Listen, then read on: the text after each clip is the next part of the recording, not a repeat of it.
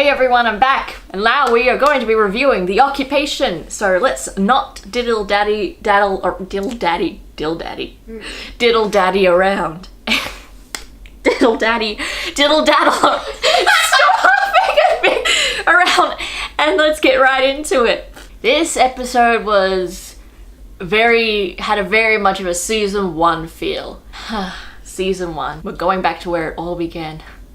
It was 2014. We were still so salty about Disney's purchasing of Lucasfilm and the end to one of the greatest TV shows that ever existed.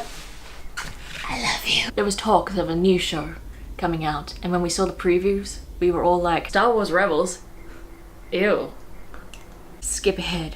And there I was, reading through some stuff on the internet, because that's just what I do, where I read it for the first time.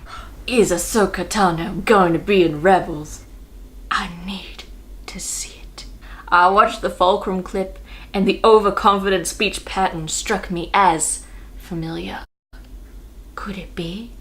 And then I heard it pitched up. I couldn't believe it. I quickly took the audio myself and ran some tests, and sure enough, Ashley Eckstein. It was Ahsoka. Of course, it didn't help that they were super obvious about it.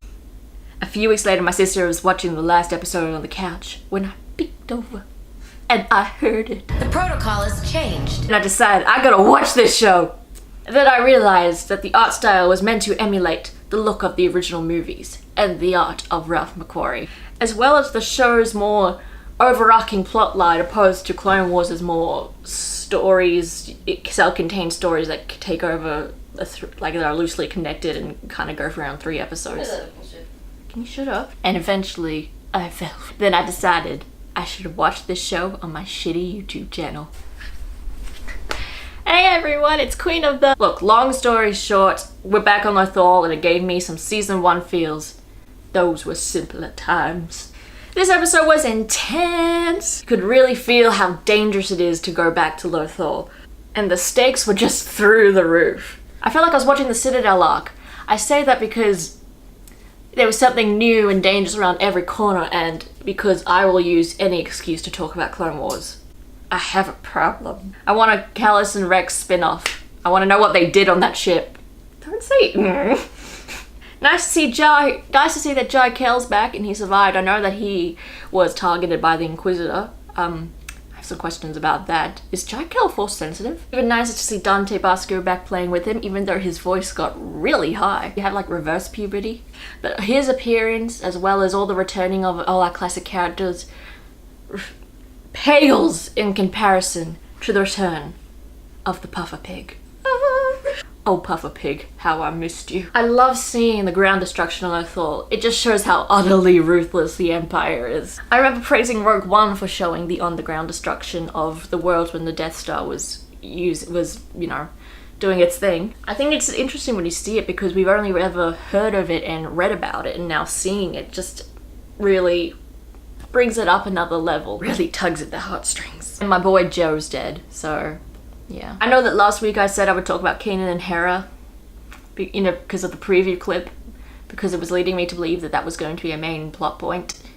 But, again, it was just the writers teasing at it like they've done since the beginning of season 4. They've been giving us these on-the-side short scenes of Kanan and Hera as if they're trying to imply, oh, you love Kanan and Hera? Do you love their dynamic in history together? Do you think they're one of the most healthiest couples in television right now? Did you watch that clip 20 times in a row, crying each time while you cursed Dave Filoni's rotten name? We'll think about giving you that kiss one day or another. I have a lot of feelings about these two, okay? And I am waiting for the right moment to spill. But yeah, that was a sweet moment. Until Zeb ruined it. Ezra again. My baby. Seeing him on his journey to free his world, I'm so proud of him. He was not messing around, and it was really good to see him fighting, and he had some really fancy moves. This is all a precursor to something else, and I have to do that in the next video, so I'll see you whenever I get that out, because this is gonna be a bitch to edit. Now, I should tell you that if you want to find me on Facebook and Twitter, you gotta use the hashtag Grey Jedi Phoebe. I've changed over. hashtag Grave Jedi Phoebe, that Star Wars chick. And then also on Facebook is that Star Wars chick. I don't use the other one now. We don't speak of her anymore. Alright, until then, until whenever I get this next episode up. Bye-bye.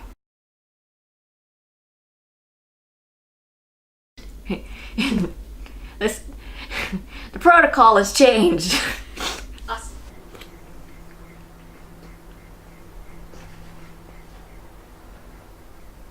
Okay, I know I'm gonna swallow it. It's not bad, it's just I can't swallow it.